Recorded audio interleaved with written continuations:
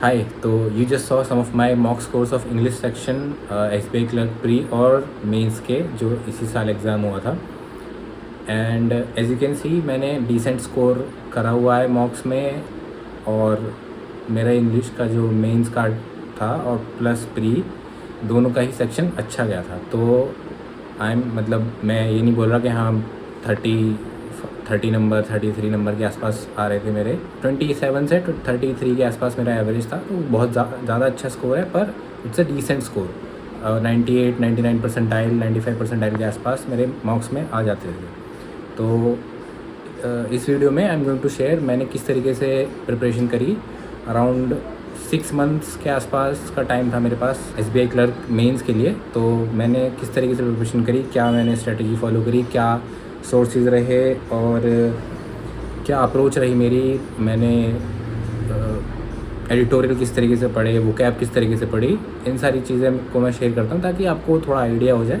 और अगर कहीं आपको दिक्कत आ रही है इंग्लिश में, यूजुअली स्टूडेंट्स कैंडिडेट्स को दिक्कत आती है, प्रॉब्लम आती है, मैथ्स रीजनिंग हो जाती है। कुछ बच्चे होते हैं जिनका इंग्लिश का डर रहता है, फोबिया रहता है कि भाई सब कुछ हो जा रहा है, इंग्लिश नहीं हो पा रहा, तो शायद उनको थोड़ी हेल्प हो जाए। तो मैं स्टार्ट करता हूँ, क्योंकि अभी ये एग्ज़ाम साइकिल स्टार्ट हो चुका है, सारे नोटिफिकेशंस और आउट हो चुके हैं। SBI क्लर्क का नोटिफिकेशन आ गया है, 5000 वैकेंसीज़ हैं। IBPS PO का एग्ज़ाम प्री का लाइंड अप है। NICLAO का नोटिफिकेशन आ गया है और IBPS क्लर्क का नोटिफिकेशन आया हुआ है। तो वैकेंसीज़ काफ़ी सारी हैं अभी इस टाइम पे। हमारे लिए सबसे ज़्यादा बैकग्राउंड नॉइज़ को थोड़ा अवॉइड करना, क्योंकि लोकेशन चेंज कर दिया है तो सारी चीज़ें सेटल हो रही हैं।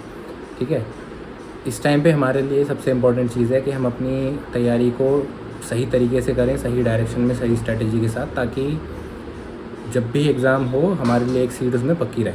ठीक है, अब थोड़ा बात कर लेते हैं मेरे बैकग्राउंड की। तो मैंने हाई स्कूल 12th दोनों ही, मेरी पूरी स्कूलिंग CBSE बोर्ड से रही है। और इंग्लिश एज सच मेरे लिए कभी प्रॉब्लम ज़्यादा थी नहीं। ये प्रिपरेशन स्टार्ट करने से पहले भी मैं मतलब मेरे को नॉवेल्स वगैरह बुक्स पढ़ने का काफ़ी शौक़ है, तो मैं फ़िक्शन, नॉन फिक्शन, नॉवेल्स वगैरह पहले से पढ़ता था। तो मेरे को कॉम्प्रिहेंशन वगैरह में इतनी ज़्यादा प्रॉब्लम हुई नहीं। अब हो सकता है कि कोई कैंडिडेट हिंदी मीडियम से हो, या फिर किसी रीजनल बोर्ड से पढ़ा हुआ हो, या फिर उसने स्कूल में 12 मतलब इंग्लिश पे ज़्यादा ध्यान ना दिया हो, या English as a subject, as a language उनको पसंद ना हो, कोई भी रीज़न हो सकता है। तो अगर आपका बैकग्राउंड स्ट्रॉन्ग है तो ऑब्वियसली आपको हेल्प करेगा, चीज़ें थोड़ी ईजी हो जाती हैं। फॉर्मली जब भी आप प्रिपरेशन स्टार्ट करते हो तो आपको सिलेबस से एक बार फॉर्मली गो थ्रू होना पड़ता है। सारी चीज़ें, tenses, grammar, adjective, noun, pronoun, सारी चीज़ें आपको पढ़नी पड़ेंगी फॉर्मली, एंड देन आपको क्वेश्चंस प्रैक्टिस करने होंगे। तो अगर आपका बैकग्राउंड स्ट्रॉन्ग है ऑब्वियसली चीज़ें हेल्प करेंगी, it will be easier for you. और वहीं अगर आपका बैकग्राउंड लैक करता है या फिर आप इंग्लिश में वीक हैं, क्योंकि काफ़ी ज़्यादा स्टूडेंट्स को होता है कि मैथ्स और रीजनिंग हो जाती है, इंग्लिश में प्रॉब्लम आती है। तो वो चीज़ें वहीं मैटर करती हैं कि आपकी कॉम्प्रिहेंशन कैसी है, आपने किस तरीके से इंग्लिश की लैंग्वेज पे आपकी कमांड है। तो ये सारी चीज़ें हैं। ठीक है, ये हो गया बैकग्राउंड। नेक्स्ट मैं बात करता हूँ रिसोर्सेज़ की। तो I would say sort out your resources first. अगर बैंकिंग प्रिपरेशन में कोई चीज़ सबसे ज़्यादा इंपॉर्टेंट है तो वो है आपके रिसोर्सेज। आप क्या रिसोर्स यूज़ करते हैं, कितने ही रिसोर्स यूज़ करते हैं, उनको किस तरीके से यूज़ कर रहे हैं, ये एक काफ़ी ज़्यादा इंपॉर्टेंट फैक्टर है।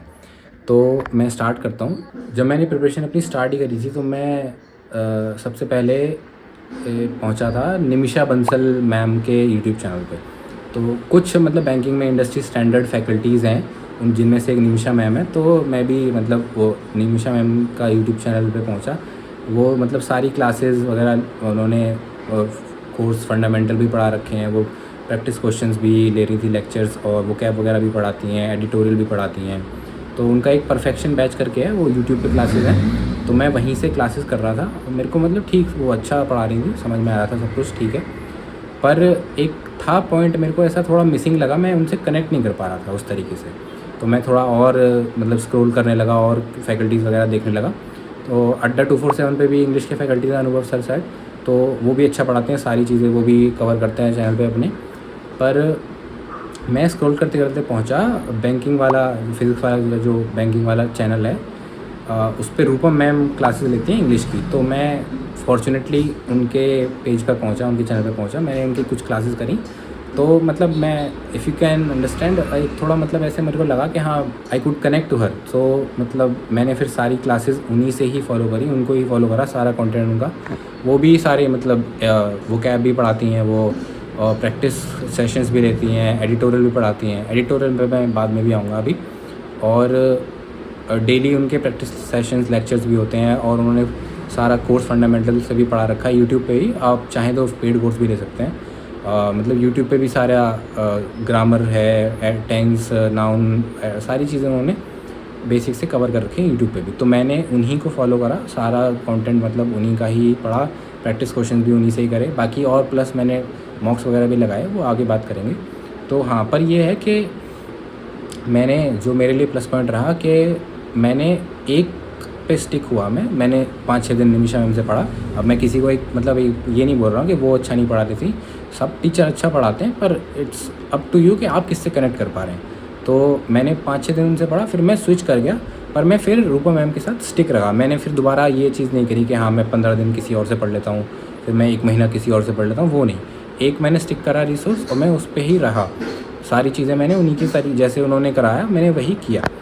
ठीक है, ये हो गया रिसोर्सेज। नेक्स्ट बात करते हैं अप्रोच की, किस तरीके से मैंने सिलेबस, अप्रोच को मैं 2 पार्ट में डिवाइड करता हूँ कि किस तरीके से मैंने किया, और इन जनरल एक स्टूडेंट है कोई, फिर चाहे वो वीक समझता हो खुद को, या फिर मॉडरेट समझता हो, या फिर अबव एवरेज समझता हो, इन जनरल किस तरीके से अप्रोच करना चाहिए इंग्लिश को। सबसे पहले मैं एक बार सिलेबस से फॉर्मली गो थ्रू हो गया, सारा ग्रामर रूल्स मैंने देख लिए, क्या क्या चीज़ें पूछी जाती हैं, आरसी पूछा जा रहा है, पैराजंबल पूछा जा रहा है, किस तरह के क्वेश्चंस आ रहे हैं, सारा मैं एक बार सिलेबस से गो थ्रू हो गया। सिलेबस से मैं पूरा गो थ्रू होने के बाद सिर्फ़ और सिर्फ मैंने प्रैक्टिस पर ही फोकस करा। जब मैं मतलब ये चेक ढूंढ रहा था कि किस तरीके से चीज़ें करी जाएँ इंग्लिश में, तो हर किसी ने मेरे को सजेस्ट करा, हर कोई टीचर भी या फिर कोई और, अगर यूट्यूब पे जो सेलेक्टेड कैंडिडेट्स हैं वो अगर कुछ अपनी स्ट्रैटेजी बता रहे थे, तो सब लोग ये बोल रहे थे कि एडिटोरियल आपको मस्ट है, एडिटोरियल पढ़ना ही पढ़ना है।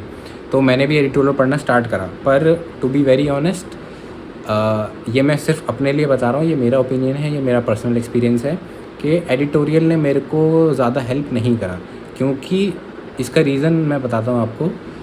मुझे ऐसा लगता है कि मतलब, अब मैं, ये हो सकता है कि थोड़ा नार्सिसिस्टिक साउंड करूँ, मेरी रीडिंग कॉम्प्रीहेंशन अच्छी है, तो मेरे को एडिटोरियल का सबसे ज़्यादा बेनिफिट आपको होता है कि अगर आपकी रीडिंग कॉम्प्रीहेंशन थोड़ी वीक है, आप रोज़ एडिटोरियल पढ़ोगे, रोज़ एडिटोरियल के क्वेश्चंस करोगे, तो आपका कॉम्प्रीहेंशन नो डाउट इम्प्रूव होगा। पर क्योंकि मेरा कॉम्प्रीहेंशन, मुझे ऐसा लगता था कि हाँ मेरे को ज़्यादा इस पर इतनी ज़्यादा मेहनत करने की ज़रूरत नहीं है, मैं यही टाइम कहीं और ज़्यादा इन्वेस्ट करूँगा तो मेरे को रिटर्न ज़्यादा अच्छे मिलेंगे।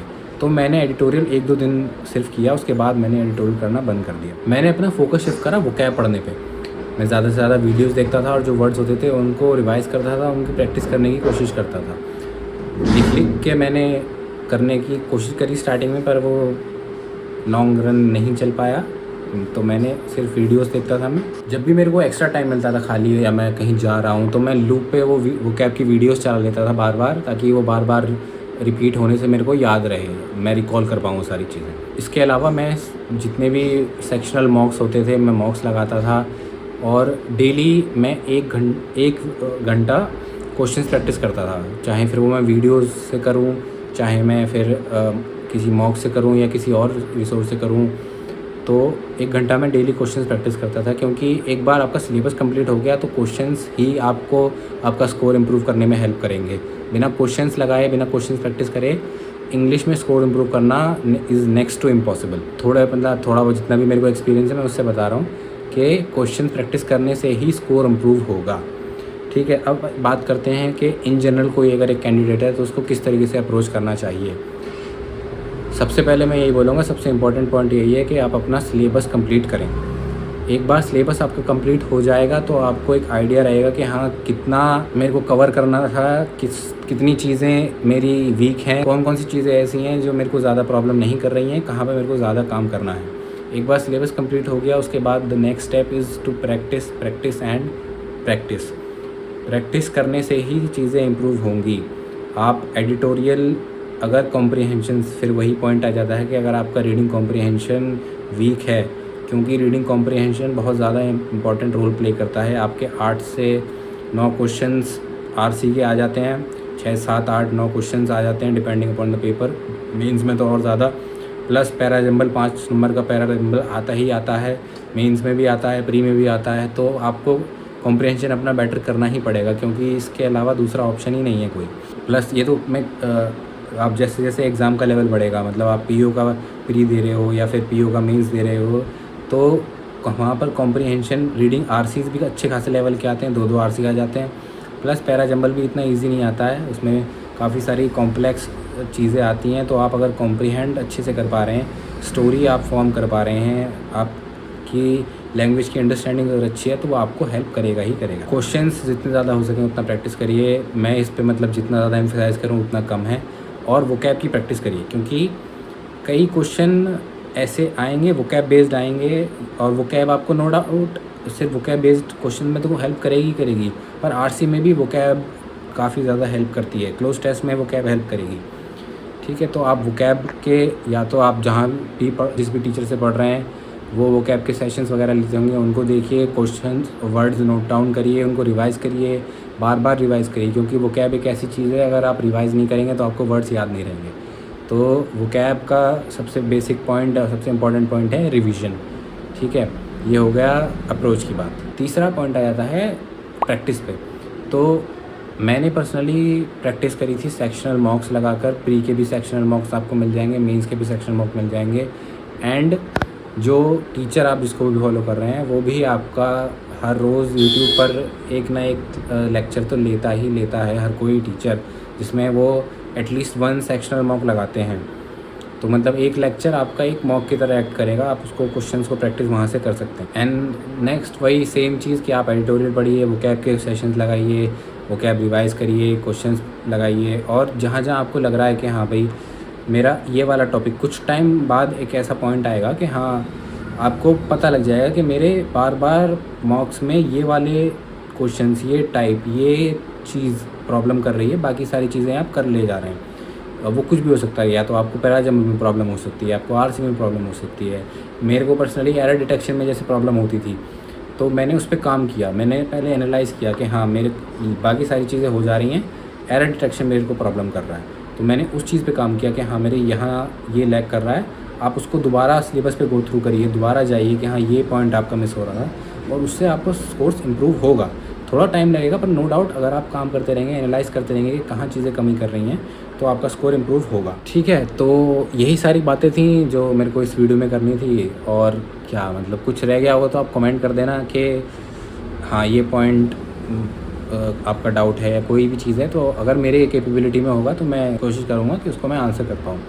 और मैंने रिसेंट वीडियोस डाली थी, उस पर काफ़ी ज़्यादा लोगों ने, मतलब काफ़ी लोगों ने उसको देखा, पर जो रेशियो है, the number of people who have watched the video and the number of people who have subscribe to the channel, that is like not at all matching. मतलब बहुत ही ज़्यादा डिफरेंस है नंबर ऑफ़ व्यूज़ में और the people who have subscribe. तो subscribe कर लो यार, क्यों नहीं कर रहे हो, मतलब क्या दिक्कत आ रही है, ठीक है। और कोई भी इशू होगा तो आप कमेंट कर देना, मैं ट्राई करूँगा, मतलब अब ट्राई क्या करूँगा, मैं रिप्लाई कर ही दूँगा। क्या ही मैं इतना बड़ा कौन सा वो है। कल ऑफिस जाना है, कल से, आज तो संडे है, छुट्टी है, इसलिए मैं वीडियो भी बना रहा हूँ। कल से ऑफिस, नेक्स्ट वीक तो 4 ही दिन वर्किंग है, मंडे ट्यूसडे वेडनेसडे थर्सडे, फिर 15 से छुट्टी, 15 16 17 छुट्टी है, तो 3 दिन का लॉन्ग वीकेंड आ रहा है। लॉन्ग वीकेंड हमारे लिए तो खैर क्या ही है, क्योंकि IBPS PO का एग्ज़ाम बिल्कुल आने ही वाला है, एडमिट कार्ड कभी भी आ सकता है उसका। वैसे तो 17 को होना था, 17, 23, 24, पर लोग कुछ बोल रहे हैं कि डिले भी हो सकता है। देखते हैं क्या होता है। बाकी प्रिपेयर तो करना ही है, क्योंकि कभी भी आ जाएगा, तो ऐसा तो हो नहीं कि एडमिट कार्ड आने के बाद आप कुछ कर लोगे। ये तो वैसे भी सिर्फ प्रैक्टिस करने का टाइम बचा है। तो 3 दिन छुट्टी मिलेंगी, पढ़ेंगे, रिवाइज़ करेंगे, मॉक्स लगाएंगे, ठीक है। बाकी मिलते हैं नेक्स्ट वीडियो में, ठीक है। बाय, सब्सक्राइब कर लेना।